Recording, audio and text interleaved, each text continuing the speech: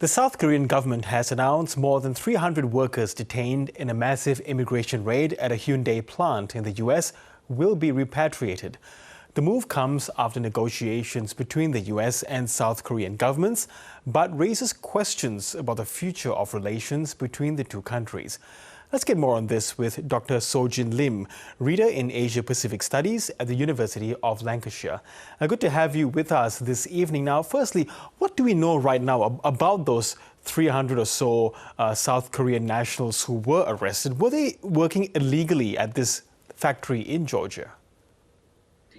So up until now, what we know is that not much clear, but the more development is coming out again and again momentarily. And as I understand, some of them, not all of them, though indeed had some visa issues in the past. For example, when Koreans are going to the States, they need to have the business visa, which takes quite a long time.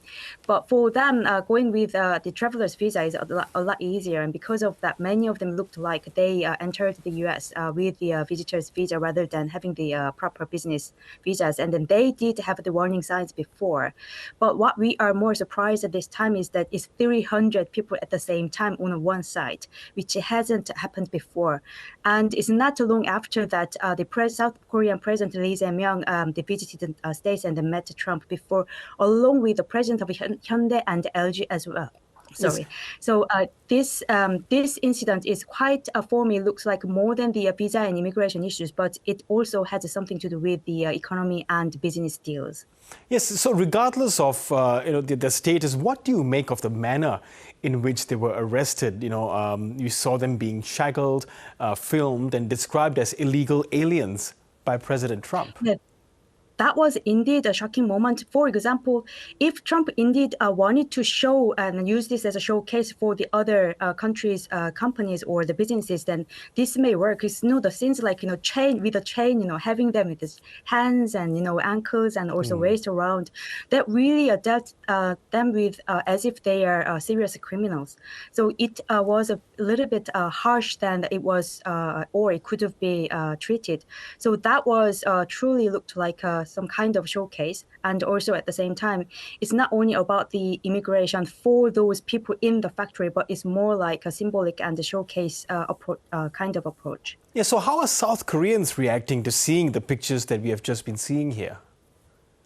So just for now in South Korea, as I understand, they are having a very big protest. Of course, because South Koreans in front of the American embassy that they are demanding that this was just too much. But I also understand that from some of the right-wing supporters in the States, in cities like Trump, that the narratives there is that, surely the Korean factories, they should hire and then, train more local, the labor forces. So that was the scenes behind of all this story, it looks like, moreover. Yes, now, just a month ago, we saw the headlines in newspapers that Hyundai, said it would increase investments in the US, pumping $26 billion over the next few years. So do you think these arrests may force a rethink from companies like Hyundai and other big South Korean conglomerates like LG and Samsung to continue to operate or even expand their businesses in the US? That was why I thought it's quite bizarre for the Trump to let this happen, because not only this time, when Trump had his first time, then Hyundai was indeed the largest investors and from the South Korean side. And also this time, the car manufacturing and also battery both were included in the list, on the list when President Lee visited. And Hyundai also promised the large investment. And by having this, it's quite go against Trump's the economic plans, like having more foreign companies into the States. But it doesn't look like now companies will feel safe enough. And also, surely they can hire more local labor forces, but that will take quite a long time and also a large finance for them to train them in a appropriate level within the very short period of time.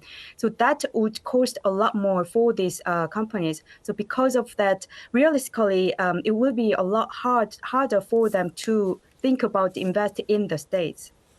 Yes, and do you think more broadly, though, that other countries are looking at what just happened to South Korea and may also think the same, that perhaps we should rethink, what we're going to invest in the US? Do you think other countries might take notice and perhaps, hold back on what they might want to do in the US?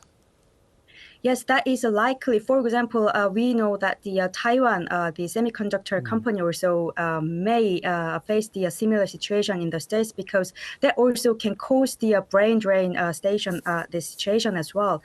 But at the same time, what Trump just announced in the States was also that he has a full intention to negotiate with these companies in order to provide kind of the visa waiver kind of thing, or special visa schemes. If that is possible, then maybe the companies can think in a different way. But still, this is the fact that the American forces anytime can go into your factory and just capture your labor forces and just return those nationals back to their countries. So this is seriously is not making Trump position easier at all. Yes, Dr. Lim, South Korea is a crucial strategic partner to Washington in the face of threats by North Korea and also the growing military might of China. So is this Donald Trump jeopardizing these sorts of relationships with ICE raids like this?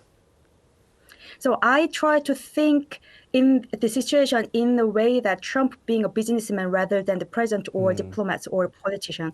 And as a business person, that there must be something they couldn't meet each other when the president of Hyundai or LG visited with the President Lee this time recently. Then President Trump may want to utilize his full power as a president to force or press them so that he can achieve what he can achieve. That is how he makes his deal as a businessman. For example, giving the highest possible pressure, then take what he wants to achieve. So that is quite a well-known tactic from Trump's side. So maybe that would be the one of those tactics he wanted to play with. Yes, and just finally, South Korea will be hosting a major APEC event next month. There were suggestions Donald Trump might be heading there at the time. But how likely is it that's going to happen, given what's happened to these workers? So only when the situation is being solved out smoothly. But we also need to think about at the grassroots level, people will not welcome him anymore. And also there are issues with these families, these people, the 300 people does not mean the 300. Yes. They're people, though, their families. So it will be a lot more population than 300. And if you think about the other population staying in the States, they will also see the situation seriously. And that's why it will be not easy for us to expect Trump will be welcomed easily unless the situation is solved out in a good way in favoring South Korea's side. Okay, we'll see what happens then. Dr. Sojin Lim, I really appreciate your analysis tonight. Thank you so much. Thank you.